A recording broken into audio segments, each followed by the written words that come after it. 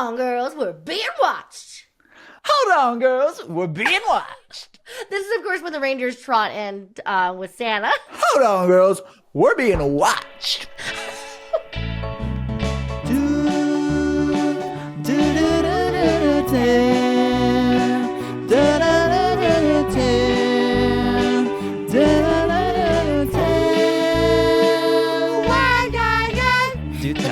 The podcast. Do tell. Hi. You're back in the screen. Here I am. For context, Victor was living in my apartment for about 3 days in LA, and best 3 days of my life. With Paul and Stuart. Paul and Stuart were there, so it was the four of us just kind of living a blissful life. I think it felt really natural. Like it was like, we're was a one supposed bedroom. to be on an air mattress in the living room. That's yes, how it's supposed to be. Yeah, it felt really good. Well, air mattress and also couch, because you really took to the couch and Paul took to the air mattress. Yeah, I took to it. And in the morning, I would wake up and they would just both be on the couch. Aww. Nothing so more cute. special than friends being in the living room. Like you wake up, you leave your space, and then you go out there and you go, oh, my friends are out there. That's really nice. I love that. Yeah. 100%. Waking up knowing that you could go get coffee with your friends. Okay, not to talk about the elephant in the room, but there's a giant King Charles Cavalier on your lap. And I'd like for you to introduce him to the toddlers. Oh, Winston. This is Winston. This is our dog. This is Victor and I's dog. Victor doesn't live here, but... It's my dog. He's part horse. Stuart and I's new dog. And Victor did get to meet him when he was staying. Him and Paul were there when... well, you guys, so Victor loves horses. We all know that. And so this was big. The person who helped us adopt Winston, because they were trying to rehome Winston from a family member, and they have a horse. Charlie James. He has a horse. Boom. So, named Victor Willie and Nelson. Paul, named Willie Nelson. So Victor and Paul are visiting LA, and I say, Charlie has Winston right now, and Charlie also is going to the barn. Winston loves running around with horses. He loves running around with Charlie's dog. Charlie wants to show you his horse. Does that sound interesting to you? And then Victor, what'd you say? I said, is the Pope gay? Which, of course, yes. And so the answer was extreme yes. And we had an amazing time. I rode a horse bareback, mind you. This was a very old horse, so its spine was spindly, and you could feel all the vertebrae in your ass. In your ass and such. And such as. But people just don't realize that you can do that type of stuff in the City of Stars. And I was it's shook. kind of peaceful. Like, there were mountains around. It was quiet. There were horses, people who loved the horses. You know what I mean? Like, it's not all concrete and highways and freeways and garbage, I would say. It's like, it's all of that plus gorgeous palm trees and horses. And cascading mountains. Yeah. I mean, it's so odd. And so Winston got to meet Victor and Paul, and it was just bliss seeing him run around with the horses and other dog. And all the while, Victor was literally riding a horse bareback. It was like the best morning of all of our lives. We woke up. So we wake up. I walk out my bedroom door. I was in my bedroom with my beloved, right? Doing nothing except sleeping. And then I walk out. I go, good morning.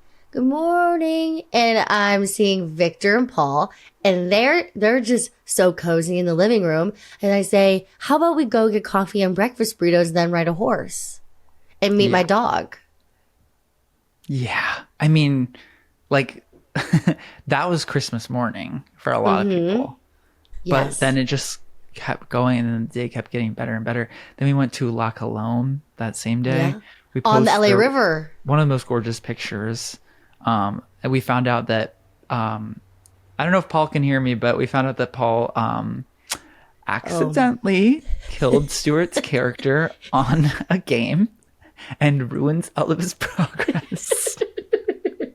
And we found that out right near the LA River, and the LA River was actually at its highest point, so it was like tumultuous rapids. Yes, there's trees all over. It was so cool and fun, and yeah. And then that night was the show, Parker's show, I think. No, the night before was Parker's show, because that's why you were there. And so we were just kind of blissing out post-show bliss. Your show was on the torrential rain day, and then the sun came out the day after, and we just had the best day of our life. That's right. That's right. No one wanted to go to the show. No one wanted to go to the show. That's right. Well, why don't we just put people in LA on blast here? Just tell them how many tickets sold, how many people showed up. So there were 60 tickets sold, and I think like 35 people showed up. So it was like kind of insane. Yeah. The level to which. And all the people that showed up were people who had once lived in Chicago. And say that.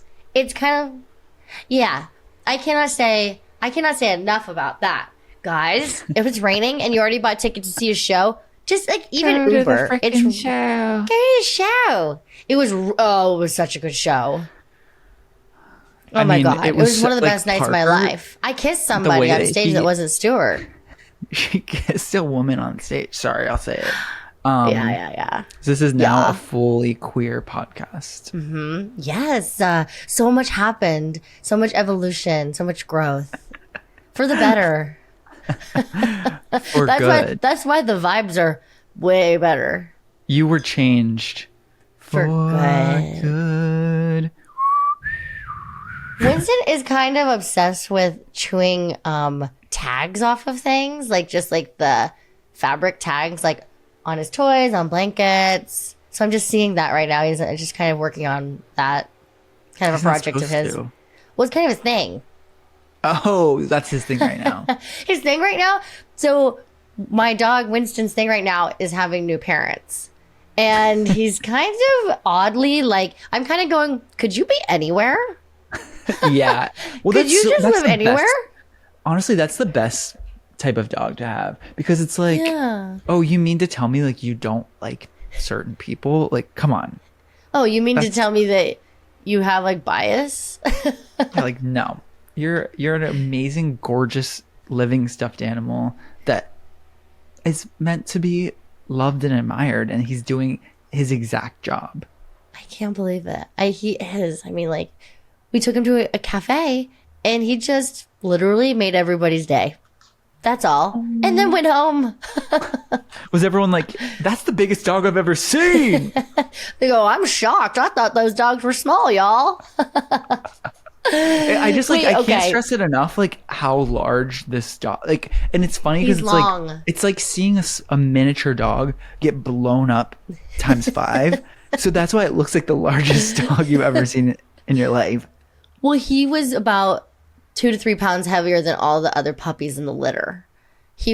So we rescued him technically, but he was originally purchased by a breeder. He's a Cavalier King Charles Spaniel, for Christ's sake. Say less. Say less. Purebred, say less about that. Well, we should probably be saying more about that. So, anyways. Hey, if you're not the one that buys it from the breeder, then you're literally in the clear. And I mean, we got that cleared by multiple sources. So, yes, of course. Gosh, so. Anyways, he was supposed to be bred to be like a show dog or something, and he was just too large. He's so perfect. He's the perfect size. I just feel like a lot of people are like, oh my God, your dog's so cute. They're like, oh my God, thinks he was the runt. Like, he was the runt of the litter. Like, nobody wanted the runt. His mother didn't claim him because he was the runt. And it's like, oh no, my boy was strong. My boy like, ate another one in there. 1 to 2. He weighed 2 pounds heavier than all the other dogs in his litter. Like, can we think about that for a second? 2 pounds? 2 pounds. 2 pounds is quite substantial. Like, he took up so much space in there in the womb. He was He was saving space. He was saving space for the lyrics of Defying Gravity. I have to ask you something. Wait, first of all, are you chewing gum into the microphone? Can you hear it? Yes, bro. Bro, ew. Bro, Connor, cut that out. Victor, it's either crunchy nuts or gum for you. I don't understand. Or icy drinks. I knew it wasn't meant to last, but I did have to get a couple of hits of my neurogum because there's something off with my brain today, and I'm like, I need to solve it somehow. What does neurogum do? What's that? It's like... Does it help your brain? It's caffeine, L-theanine, vitamin B6, and vitamin B12. Apparently, those are good for your brain. Okay. I don't know. Where'd you get that? Sometimes it works. Where did you get that? I got it off that? of TikTok Shop. Okay. Sorry to say. I got brain supplements off of TikTok. I start itching my face. I'm like, it's really good. Yeah, I know. I've noticed like you kind of have hair like all over the place. Like you're on your eyeballs. You're growing hair. Oh, thank you. Yeah, I love that. No, I mean, I'm trying to take more collagen and kind of up everything in that era and that era of my beauty. Collagen era.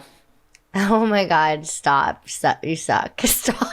Oh my God! Stop! You suck! Stop! You suck! Stop! You suck! So we've gotten kind of a glimpse into my thing.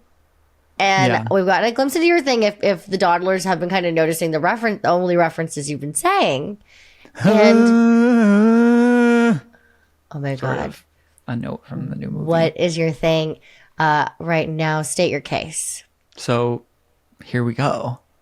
My thing this week is Wicked for Good. Now you might be thinking, no, why would they use the name Wicked for Good for the second movie? Well, it's really just the second act of the musical, and as we know, musicals are split into 1 and 2 acts usually. So this is actually second act, and believe it or not, the 4 in For Good is not about a number. It's an article, and so this movie actually changes a lot of what you think the movie, what the story really is. Like the first half, the story is so happy, so like it builds to this like amazing, like epic moment, and then it just ends. The second half, 5 years later, I mean, people have wrinkles at this point. People's hair is looking different. People are wearing different colored dresses. I would like to talk to you today about the difference between Wicked Part 1, and Wicked Part 2 in differences in the musical and differences from the book. Wicked, The Life and Times of the Wicked Witch. So that's what I'm here to talk about today. And if that interests you, then you can stick around at our party. But if it doesn't interest you, you can jump off a bridge. Wicked, what is the name of the story, the official story? Wicked, Wicked, The Life and Times of the Wicked Witch of the West. I'm obsessed with that. I did not know that's what the book was called. And it's brutally crass and disgusting. But okay. Yeah, have you read it? Well, I've listened to it on audiobook, if that helps. Oh, that sounds about the right way to do it. Cannot imagine reading that text. Now, what the hell is your thing this week? Well, as we saw, I have a super large, supposed to be small dog in my life. And so my thing this week is becoming a dog owner. Because how could it not be? I could try to make something else up, but here I'm going to state my case. Okay. Well, I became a dog owner this week, and his name is Winston, and he's a super large King Charles Cavalier Spaniel. And I do think there's a difference between not Cavalier King Charles Spaniels and the other one, which is, I think, King Charles Spaniel. But of course, I have to do more research. I've looked it up, but they just say their face look like this or look like this. And that's kind of just side-by-side comparisons. Maybe one's nose is more smushed. But I'm kind of learning what it would be like, a soft launch of what it'd be like if I like had a kid, because I'm like just staring at him going, are you okay? I must make sure that I can read your mind, essentially. Like I'm like, so King Charles Spaniels, apparently they have special bowls because their ears get wet. So you got to get a Spaniel bowl. I'm texting other people another person who has a Spaniel. They go, LOL, I didn't know they had a special bowl.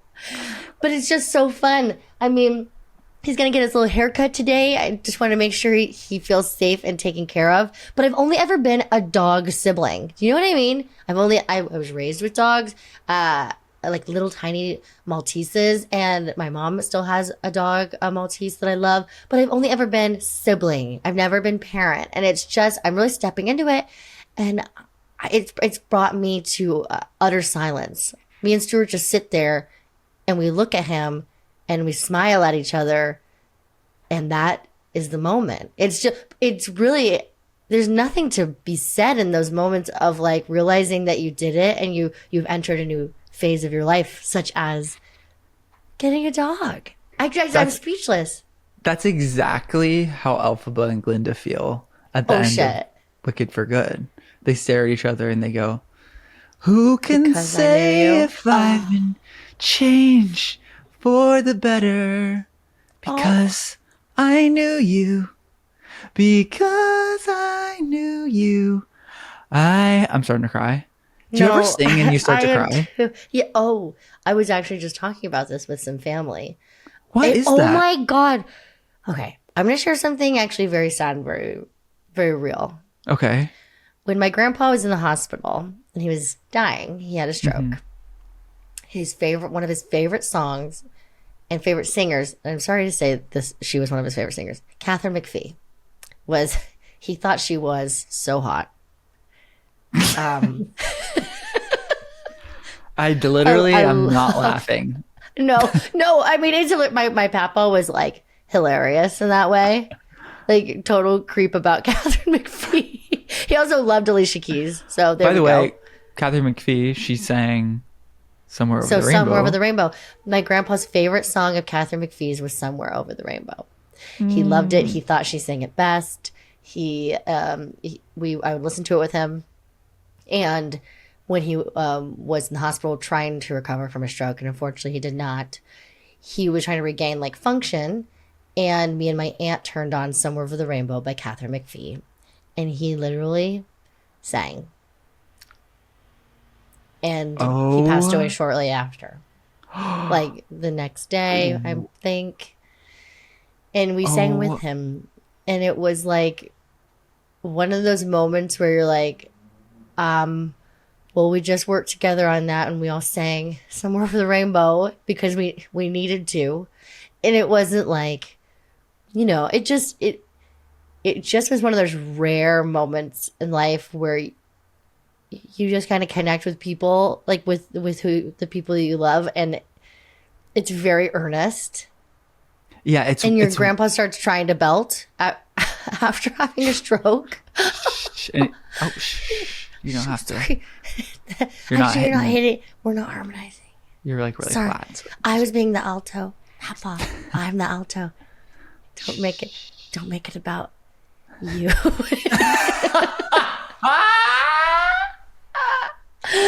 He would like that joke. He would like that. He would think that's funny. But it's like so you're saying, like beautiful.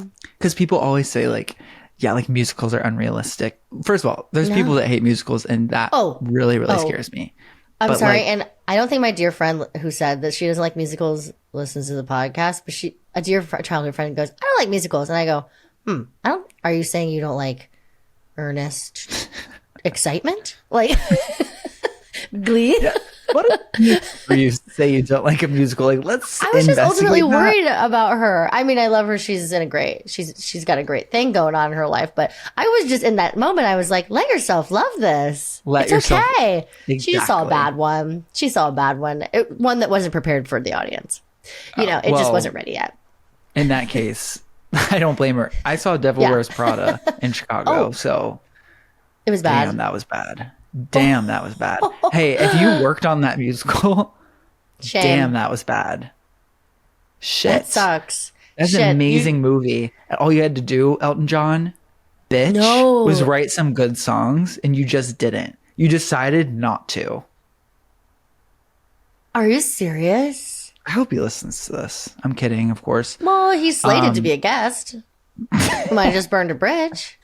I just called Elton John bitch. Well, that's what he gets. Why would you write such bad songs? I don't get it. What were some of the tunes? Do you remember even? The Devil Wears Prada. The best song in the entire musical was just right before Act 2 begins. Many people left the theater. Okay, I'm not joshing you when I say many people left the theater.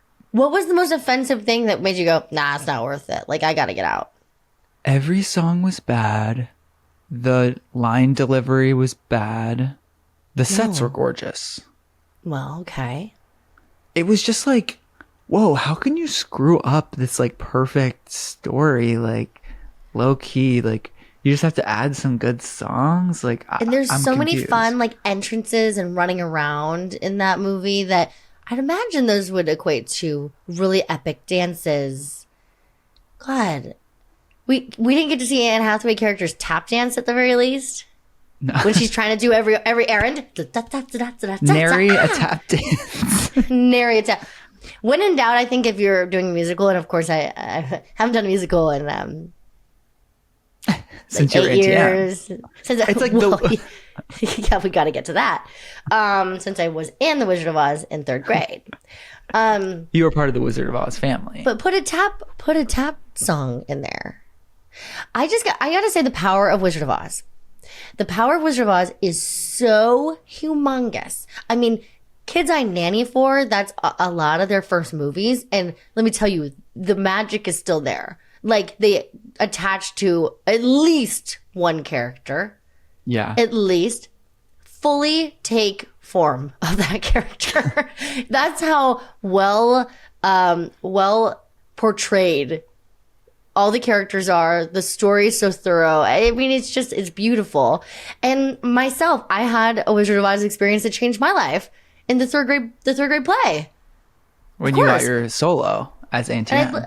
And I'm thinking maybe I told this story on a Lost episode we did when we first tried to record. It's probably, I think it was Hannah Mosher's Lost episode. We will bring her back. We got to. Maybe we should have had her for this Wicked episode. Oh my God. Well, we could talk about it again. Me and Hannah love Wicked. There's a lot to say. Oh, we'll bring her on. Shit. Fuck. We should call her. This is call her. We'll call her. But no, I was in the 3rd grade production of my school. We did Wizard of Oz. The wonderful Wizard of Oz. And first of all, if you could see Victor and I right now, we are accidentally both wearing black sweaters with collars. So one of us has to change. Oh shit. Oh God. Oh God, shit. But I have brown hair and freckles. I was going, that's right, I'm going to be Dorothy. Like, this could not be better news. I had just done my first play about a couple months prior. We did the Polar Express as a class as well. The non-scary version. Yeah. Anything that's not that claymation stuff. That stop action nonsense. That's really scary. That was scary. But I did love the Polar Express, and I did play one of the reindeers in it. And so that was another iconic role. Play Cupid. I was sassy. I said, hold on, girls, we're being watched. But do people catch that? People like the line. I remember my 3rd grade teacher, Miss Batliner, who really, she was so theatrical. She changed my life. She just was so unapologetically theatrical. She would clap the loudest and the longest every time there was like, we saw anything that required clapping. She was like, it's important to let them know. Theater etiquette. Yeah, she had great theater etiquette. Probably still does. That you never get rid of that. But she liked my line read of "Hold on, girls, we're being watched." And some people in my class thought it was funny. So they, in the middle of class one day, they were like, "Can you say it again?" And I said it, and everyone laughed. Shut up. 3rd grade was like my best year, I think. I think Hold 3rd on, grade girls, was like, we're being watched. Hold on, girls, we're being watched. Hold on, girls, we're being watched. This is, of course, when the reindeers trot in with Santa and Polar Express. And they all have a line. Hold on, girls, we're being watched. I'm doing like a lot of stuff with my hands. Just a lot of options. Hold on, girls, we're being watched.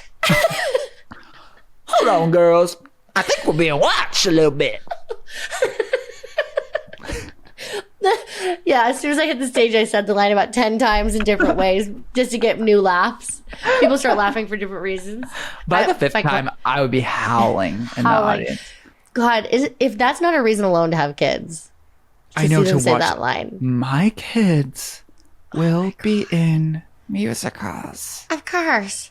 So, basically, I played Aunty Em. I did not get cast as the role of Dorothy. I got cast as Aunty Em. I thought my role of Cupid would have set me up for a little more success.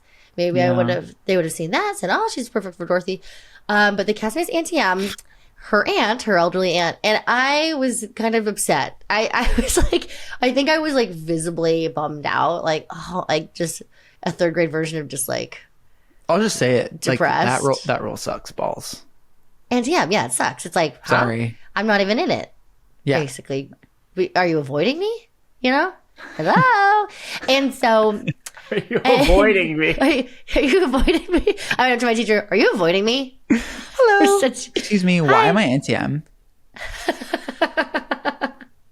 So, they knew I was bummed, so they said, "We'll give you a song. Hey, we'll give Aunty Em a song." Being honest works. Wizard of Oz. Yeah. Well, I don't know if my mom was honest or if I was honest. Money's on my mom was honest. Yeah. But we'll see. I'll have to ask her about that. And so Miss Balliner says, "Hey, we know you wanted to sing Somewhere Over the Rainbow, but we decided to give Aunty Em a song, and we decided to give her the song of If I Could Turn Back Time by Cher." Sorry, it doesn't get old to me. That is the funniest thing I've ever heard. That's Miss Batliner's influence. That is her taste. That woman. That was her. We need to have her on. She did that. She said, this 8-year-old's going to sing Cher. Oh, she's 8? More like 8. More like she's going to 8 that up. The audience is 8ing. More like she ate. As Cupid. So let's give her the role of Aunty Em. If I could turn back time. Yes. So this is at the point, of course, in The Wizard of Oz where Aunty Em is realizing that Dorothy's gone, and she doesn't really, which I think doesn't happen, or it does actually. Here, what is what I just does. I was just thinking about in The Wizard of Oz when Dorothy's in the dungeon, the witch gives her a time like a sand thing that she flips. Right. What are those called? A time sand a time.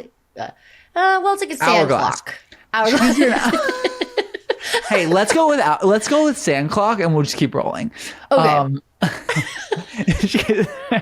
She gives her an hourglass with this gorgeous red sand in it, and she's like, "By the time the sand runs out, that's how much time you'll have left to live, unless you give me the ruby slippers right now. You can get out of all of this if you just give me my sister's slippers, okay?" Of course. And Dorothy's like, Aunty Em, and she's looking into the crystal ball. Mm-hmm. Yeah, of course. And she's seeing Aunty Em, and Aunty Em's like, She's. I bet like they were like Aunty Em is 35. Literally, Aunty Em's 31. No way. No. Yeah, she very well could be. She's definitely not like 70. The way we all thought she was. I think she's probably 40. Aunty Em's canonically 40, which back then was canonically 80. Of course. Well, yes. If you got to 40, you're on the way to death. In the 1700s when they filmed that movie. Yeah, 100%. So basically, Aunty Em's realizing, oh, what did I do to make Dorothy leave?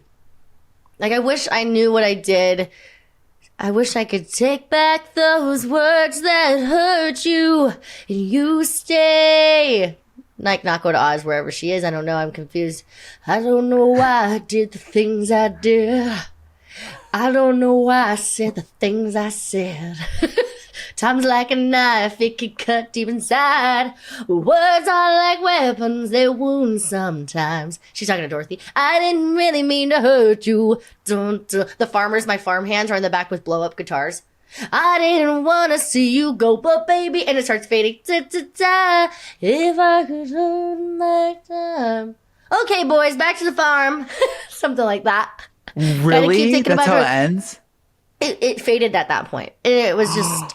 Did people cheer? Was like a segment. Yeah, of course. I say people loved that. I bet people really loved that. I bet the parents were going, huh? Are they doing a take? And then the trees, by the way, played by my friend Natalie, she was lead tree in the forest. They sang "Let's Get It Started."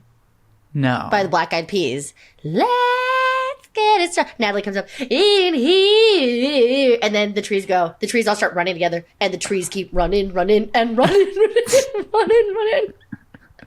Like, come on, we all need to be going to see more elementary school plays, if I'm being honest. That is amazing. There's a really good 5-minute long video of a middle school performance of Frozen Junior. Oh God. That I keep watching. It is so good.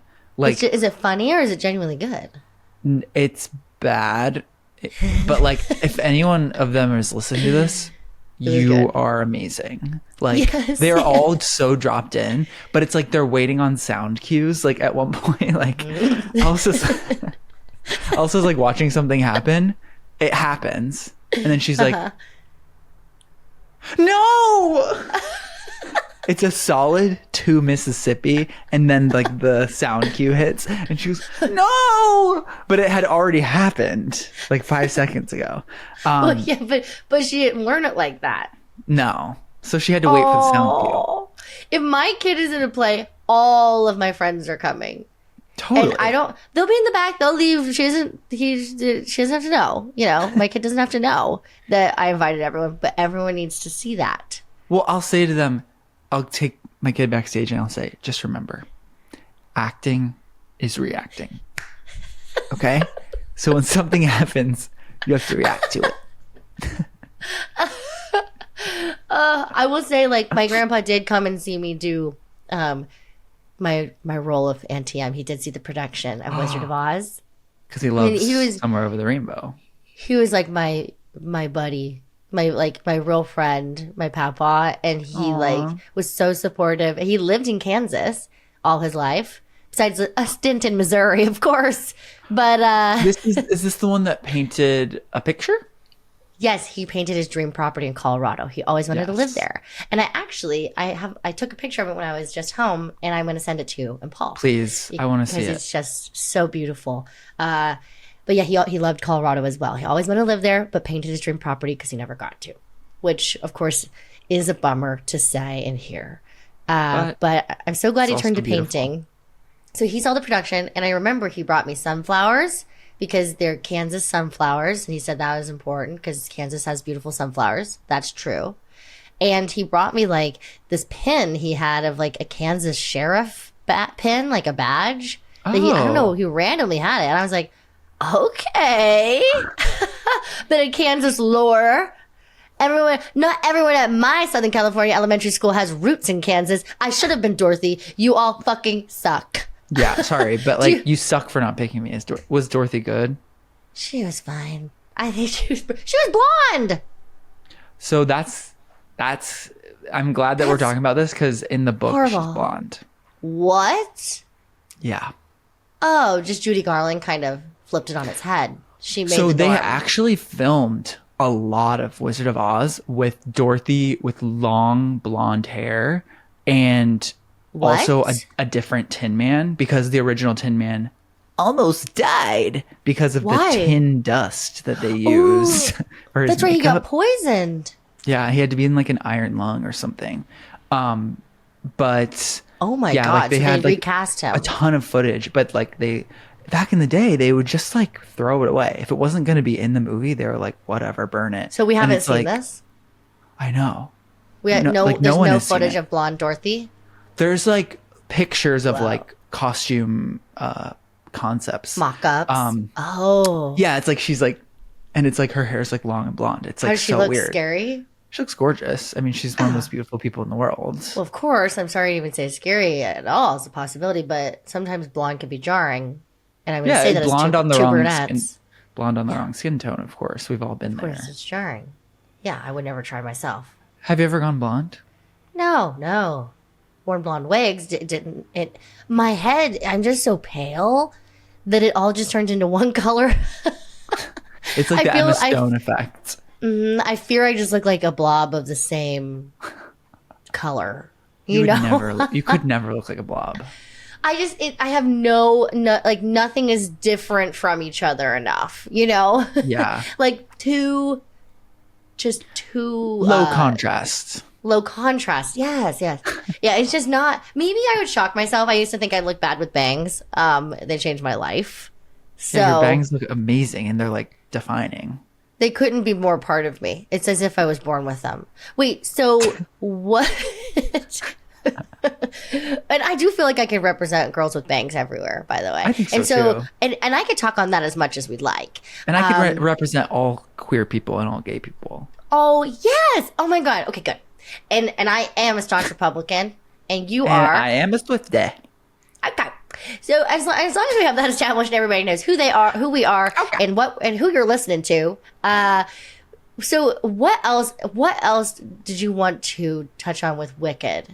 Because, I mean, we've just gone down a love letter for Wizard of Oz. Well, I guess I just want to, in like a really succinct way, want to talk about the fact that like Wicked isn't canon. You know what I mean? Like it's not part of the story. It's like an idea that a guy had. Like, okay, so the person that wrote Wicked, Gregory Maguire, he's a gay guy. And he was obsessed with Wizard of Oz, like, of course, like as we all should be. And he like wrote it kind of just being like, this is kind of a cool idea. Like, what if the Wicked Witch, like there wasn't a lot written about her. Like, she's kind of like in a couple of the Wizard of Oz books, but there are like 13 Wizard of Oz books, like the books that happen in Oz. And she like just doesn't get a lot of backstory. Well, yeah, was he a fan of the book of Wizard of Oz and then he wrote the book Wicked, or did he watch the movie as well? He was a fan of the movie. He was a fan of the movie. Oh, and then he kind of like wanted to know more and was like, oh, there's like no backstory on the Wicked Witch. She's just like Before Wicked. we had phones, our fan fiction could literally turn into, and of course some fan fiction has, but it's not like this. Well, also I was thinking about it, like he wrote it in like 1993 and which it was like really serendipitous because he wrote it and then the copyright like went out on the books. So like anyone could use those characters after that point. And like, 6 months later, his book came out and it's like, he just like everything was working like for that moment to happen whenever he finished it. But like, I always think that's so interesting. Like he just got kind of really like, right place, right time. Of course, that is how it goes a lot of the time. I mean, I want to know what he wrote before then, like, what he was trying, and then he just goes, fuck it, I love Wizard of Oz, I'm just gonna write my smut about Wizard of Oz. It's literally and he changed smut. the world. Is it smut? Is Carly, it really? Yeah. It's like how can we But I was watching an interview with him and he was basically talking about how he understood, the main audience of Wizard of Oz was like kids, but he wanted to really solidify that it was not a kid's book by like the second page. Yeah, like he really wanted to make sure. Yeah, he goes, no, I love Wizard of Oz. I'm a grown man. And this is why. Because these characters are complex in adult ways. Exactly. Also, and it's like, The Wizard of Oz is terrifying, by the way. Try to watch that with the kid. You have to fast forward through some parts. The wizard? His big ass head? Of course, that's the scariest thing ever. Definitely not the cyclone. The fire? Oh my god, the cyclone. Elmira Gulch, aka their neighbor who's the Wicked Witch. The banality of evil is what I call her. She's the first Karen. She literally was. She was calling the cops. For a dog. And speaking of dogs, I have one. Fuck off, Elmira Gulch. If you try to come after Winston, you're going to be dealing with a whole nother world of trouble. How about one of these? Call the cops. How about a knuckle sandwich, bitch? Get back on your bike and smoke it. Sit and spin. Why don't you sit and spin? This is a message to all the Elmira Gulches out there. Sit and spin, wicked witch. Oh my God. So you saw Wicked Part 2 for good. And I, of course, haven't seen it yet, which by the time this comes out, I will have seen it. I'm just so delayed. You'll be changed. And it is good. Like, I really like it. It's just a different vibe. It's just the vibe is just so much more sad. And like, there's some funny moments, but they like cut out a lot of funny moments from the actual musical to kind of make it more sad. Shit. But yeah. I've heard from people who've seen it said that the sexual chemistry is not there between Cynthia Erivo and Jonathan Bailey. I've heard that we're not buying it. Yeah. Well, I mean, I guess if you like step out of the moment, you're like, oh yeah, both these characters are gay. But like, I don't know. I'm kind of like in the musical, like in like the vibe of the show, it's like Fiero's always supposed to be like a very flamboyantly gay like actor. So it's just like, I mean, Adam Lambert was Fiero. Like, hello? He was? Yeah. God, he's racked up some good roles. Mind you, Adam Lambert just liked one of my videos. So oh God. I'm a Lambert for life. Can you imagine if he comes on to Do Tell? I wonder what his thing will be. You mean when? When? Right. When? Because he's from San Diego, and so am I. The fact that he's not like, I gotta ask him what his favorite burrito place is. Yeah. What would he say? I had some, mind you, this is the last thing I'll say because I want to get into your thing. Oh, the burritos that I was having in LA, some of the best burritos I've ever had in my life. Yeah. So you had the one breakfast burrito with me. Did you have another? I had a breakfast burrito with Meg after you left. Oh shit! And it was wrapped. It was from a place called something Till. I forget actually. So one of the many places, I'm sure. It was a spinach. It had a spinach tortilla around it. Well, it had that's spinach interesting. inside. It had a hash brown inside. It had egg whites. That's important. It had amazing cheese. Wow. Yeah. So it had spinach, hash browns, eggs, cheese. Anything else? Yeah, and somehow I was like shook from how good this was. I was like, oh my God. Well, it's got to be cooked in the right stuff. And I'll be honest with all the dawdlers, burritos are my favorite food, hands down. You have to be, and I'm going to even go outside of LA. San Diego, you really have to be in San Diego for the best burritos of your life. Really The secret behind a good burrito, hash browns, I am there. Tater tots, I am there.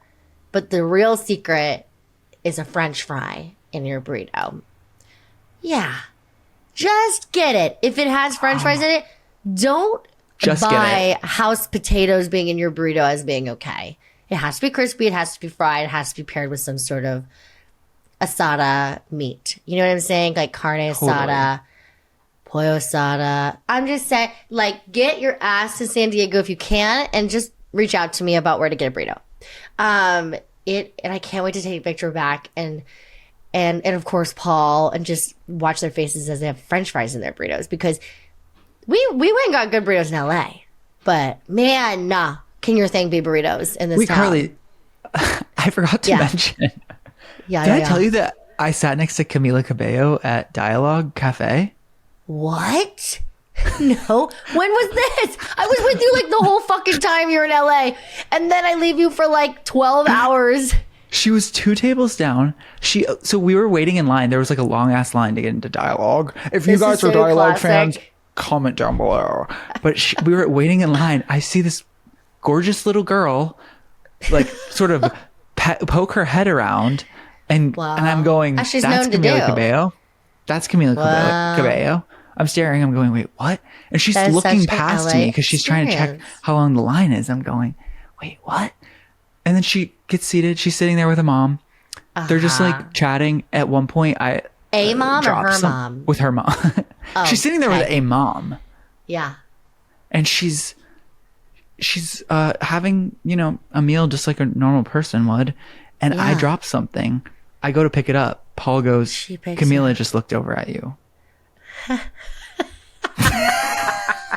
Camila looked at the guy that dropped something. Camila just looked over at you. And did she smile? Did she check you out? Or I don't know. But oh my God. It was so cool. And then we saw a really... LA is so weird like that. You just see so many famous people. Yeah. People are going to the cafes. But I was like, Camila Cabello, one of my faves, to see her. I was like, would you ever have said anything? Or do you want to meet her more professionally later? That part. Yeah, the latter. Part. Yeah. Oh, yeah. The latter for sure, hon. I was like talking to Paul. I sounded so delusional. I was like, no, here's the thing. Is what happens. I'm talking to him like this, so I won't look over. I barely looked at her. I was like, I can't say hi to her because I'm gonna be friends with her one day. So famous people have such a weird situation. People are like, no, it's just not my time to introduce them yet because we will sing together. We will just be acting together. I'm gonna be singing together with her one day.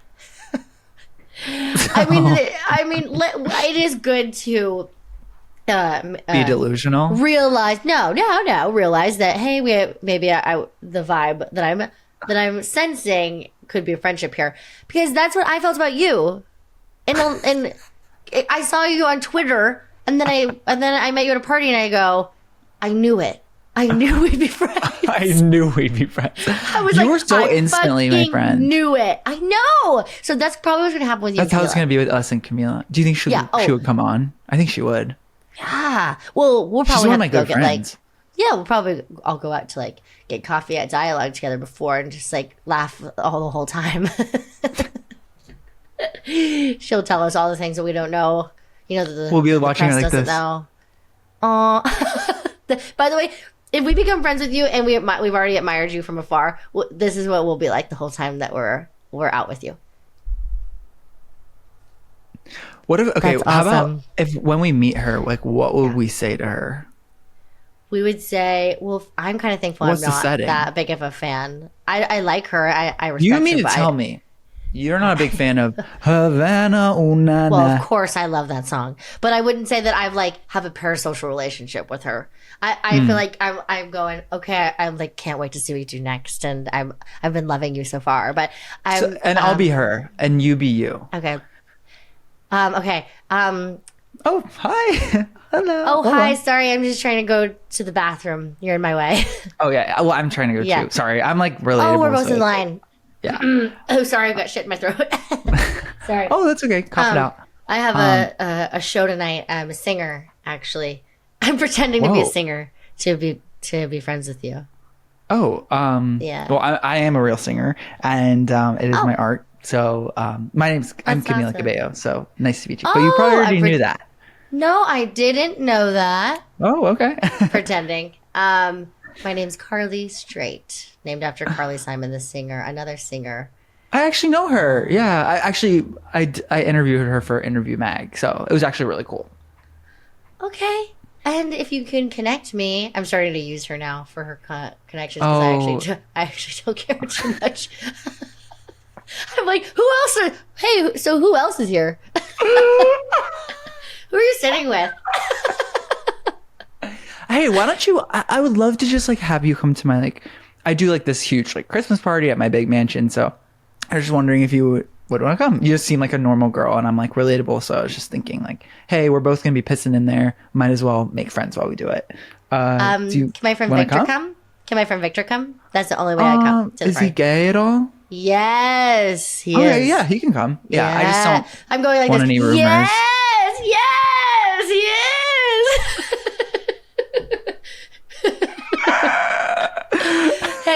Hey, we are literally nearing the end of our episode, and we actually have some official business to do. Yeah. We have another Dawdler voice memo. I mean, you can't make this shit up. We've got people listening and responding. Okay, sorry. I'm my heart is racing. My heart is racing, you guys. I cannot wait to hear who called in and what their thing is and their case for why this is their thing right now. I mean, and by the way, I need to be inspired because my thing right now is my dog. I'm becoming a dog mom, and so of course all my interests are out the door. All I care about is nurturing, which society will reject me for, of course, but I will prevail. So I need to figure out my new interests. They're my new things. Because Winston's my life, y'all. Totally. And that's truly, I don't have to say any more about that. I mean, like, I'm just staring at him amazed and like worried I'm gonna, we went on a huge tangent wrong. with Wizard of Oz, but I think it just makes so much sense. Like, you're stepping into your Dorothy. Like, you now have a little dog who's supposed to be little, but he does sort of take up huge a ton of space. Yeah, we're holding space. He's supposed to be little, but he does huge things, just like Toto. He went on a huge adventure, though he's little. Toto saves the day, if you think about it, but whatever. Yeah, that's true. Well, God, I do think that we should talk about Wicked and Wizard of Oz pretty consistently, as much as we want. There's a lot to say, and we would love to listen to our toddlers thing. Connor, yes, can you kind of cue that up? Connor, let's hear the voice. Hi, I'm Sage, and my thing right now is that I'm pregnant, and does anyone else know? I'm gonna be a first-time mom. Oh, me too. And with Winston, I'm excited because I feel like I'm gonna be a good mom, and I think that that's exciting. But then another big thing that maybe you can weigh in on is I have decided recently, I think I want to have a lot of kids. I think I want to have like 4 or 5 kids, which some people might think is crazy, but I don't know. What are your thoughts? What if we wait. Oh my God. Oh my Sage, God. can I just say thank you for calling in. Thank you for your honesty. Thank you for your candor, which is a similar thing. And thank you for just like your calming voice. You are going to be a good mom. Can I just say that? The sound of your voice. Yeah, you are going to be a good mom, basically. Amazing mom. You have such a calm voice. And the fact that you're already thinking, am I going to be a good mom? From what I've heard, that means you are. Because you're thinking about it. Because you're thinking about it. Truly. The least you can do is think about it, you know? And as someone who works with a lot of parents as a nanny, for my day job, of course, every single parent that I work for is a really good parent.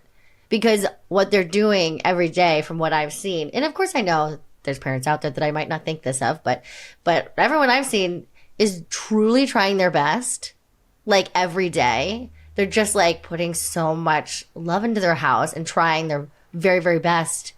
And like, for sure people make mistakes, but like their kids don't necessarily care because their parents are literally just exuding so much care and love.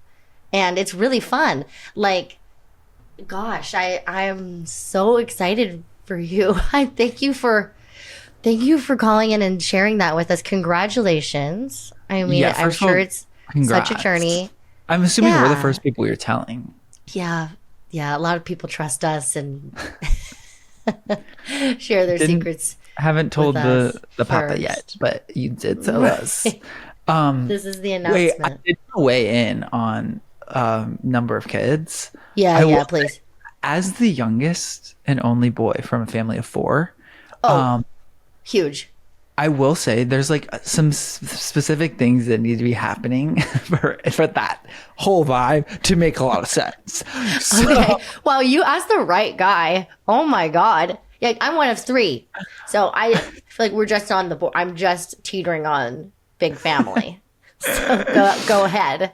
It is like, it's really awesome to have a big family. Like, it's so cool because like all of the siblings will be able to like have like a best friend and then like other friends that are like literally related to them that fully like, I think siblings just at a baseline makes so much sense for like the human condition. Like, we need to find like common ground with people, and it's like built-in friend. Once you start getting up above 3, something happens. There's a stratification that happens just when they're young, but it's like the youngest 2 will hang out and the oldest 2 will hang out, and then it becomes like 2 warring factions a lot of the time just because it's like even numbers. But that's like very specific to my family too. I come from a line of large families. My dad had 11 brothers and sisters, and then my mom's dad had 11 brothers and sisters. So there's like... Wow. It's insane. So don't go up to 11. I think that's my main thing is like, keep it at 5. Yeah. Keep it at 4. 4 is nice. 4 looks really cute in photos. 5 at some point, it's like, holy shit. But like, by the way, we would never judge you. No. But like 4, I think is like, it's a solid number of kids, I think. What about you, Carly? I agree. Oh, my experience with a family of 4 would be my mom is from a family of 4. And they all hate each other's guts. And none of them speak. But, well, some of them speak, but there's always some sort of fight. They have to be close in age, I think. Are they all close in age or are they like spread apart? Here is why. And I don't think that I don't think our friend Sage is going to do this based off of the kindness I'm Sage is so excited to be having a lot of kids. But my it's also grandma, she hasn't God even rest had one her kid soul. Well, of course. So it's like she's saying she might want a lot, but it's like she might get the one and we'll be see. like, one and done. Hey, we'll see, girl. And all the power to ya. But what my grandma did, and she was an amazing grandma, love her, God rest her soul. She had a little habit of talking shit on the others with the others. No, you can't do that. Don't do that, Sage. She would be like, have you noticed how this is like annoying? How this person says this? And then, would kind of flip it when talking to the others. Like, because she just kind of was like, yeah, they're old enough. I'm going to be old enough, I think, meaning like 10. For a long time, I've now heard this. It's like from all of my aunts and uncles, like, yeah, she would kind of talk shit on us to each other. And now we all kind of do that. And it's actually gotten so out of hand. We're all old and we don't speak. So I would say as long as you don't do that, and my grandma had some amazing qualities. She was an amazing chef. She was a very loving mom. But I would say that is my experience, my cautionary tale of a family of 4. Or just being a parent in general to multiple kids or being a parent to anybody. I won't be talking shit about Stuart to Winston. That's for sure. No, God, no. Wow. But no, Winston wouldn't take well to that. Do you think Winston's ever going to get a couple of brothers and sisters? I actually have, I really like, in my fantasy of my life, I would have like 3 kids and 2 dogs. Do you think Layla is Winston's cousin at all? Yes. I think Layla and Winston have a very similar relationship to me and you, actually. Yeah, I think they would have a good podcast. Totally. Yeah. But I get it. It's really fun to have a big, busy house. And like, I love like a big, messy house. Obviously not dirty, but messy. Let's go. Here we go. Stuart is petting Winston and smiling at me. Oh my God. There was a giant closet in my childhood blissful. That it was just filled with random stuff. Oh, because yeah. You have to have a random shit closet. You have to have a closet that has just shit in it. Yeah. Oh, this is something that I love. One of the families I know does. They literally just built a painting studio in their kitchen for their daughter. And she just wakes up, takes off her little sleep sack and her diaper, walks on up her little tower and just starts painting. Oh. And like that area, that space was like always messy with paint and water and just like everything she needed. And it was great. Like, I don't know. It's just like, you also like from being around so many babies, like these days, these kids are born with their personalities. You don't have to. You cannot control that. And like, it's so fun to see. My brother's planning on having a big family. I feel like as long as you're not like, can I say this? As long as you're not like Mormon about it and like want to fill a planet, then I think it's fine. Yeah. That would be my thing. As long as you're not viewing them as just numbers. Yeah. Like, I think you're going to be solid. Yeah. If you have like a loving space and like a lot of care and love and resources to give, I actually think it's a very, very beautiful decision. I'm just call back in, please. Yeah, call Keep back us in updated with name of baby if you want. By the way, we can bleep it, but we want to know. Yeah, we want to know. We'll bleep it. Yeah. Yeah, let us know if you want to bleep it in the voice memo. Yeah. But what have an fun amazing nesting. voice memo. Have fun. Oh my God, you're gonna be nesting. Painting a mural on the baby room wall. Painting a mural on the baby wall. By the way, Victor paints. Victor paints murals. Period. A motorcyclist. I don't know if anyone heard that, but a motorcyclist went by. Don't put your baby on one of those. Okay, that's all I'd say. That's. Mamas, gosh. don't let your babies grow up to be cowboys. Okay. I think cowboys are fine. Let's be real. If a baby grows up on a horse or loving horses or anything like that, you're doing great. Yeah, you won't find That's them on actually- a motorcycle. Just not a motorcycle, of course. Yeah. We're like starting to get really worried. We're like, Wow, I'm like, that you don't was think the kid will be on a so motorcycle, fun right? To hear. No, I don't think so. You look at the baby. They're kind of annoying in the way that I think they'll be on a motorcycle one day. Oh my God. Sage, Oh, well, thank you so much for shit. calling in. I hope you're still listening. I hope this Might makes have sense. turned it off. I think we're ultimately just really touched that you wrote it, you called in and you shared that, because that is your thing right now. You are pregnant and growing your family, and like that is your thing 24 hours a day. I mean, you're probably constantly thinking about all the things that you can do, that you will do, that you're excited about, that you're afraid of, whatever. Just like, what a all-consuming journey. That is your thing, girl. And we are so happy for you. Congratulations. Congratulations on that thing. I'm Yeah. thanging it. Oh, Victor, what should she name her baby in your opinion? Like some sort of like Nepo baby name. Fiero.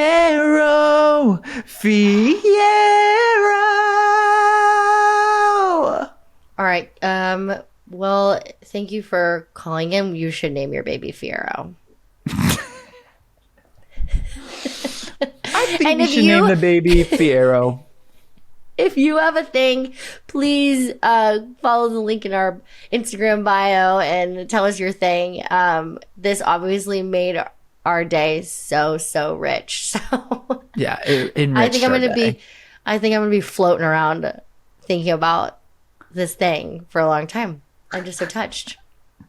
Same. Thank you so much for calling in. And by the way, guys, everyone can call in if they want, and we'll talk about your thing. And we might, if we get a lot of callers, we might do a whole episode where we're talking about all y'all's thing. Okay. Oh my gosh. Think about that. Yeah.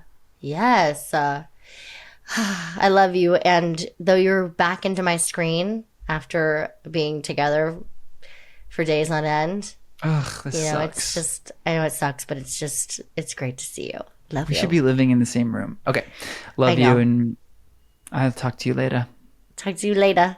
Bye. Bye. Do Tell is produced and edited by Connor Hickox of Mixed Metaphor, with artwork by Gabrielle Tenorello and Andrew Lawler. IT support by Stuart Highcar, and theme music by Blake Sokoloff and Ari Levin. Do Tell. The podcast. The podcast. Oh, Do Tell. Do Tell.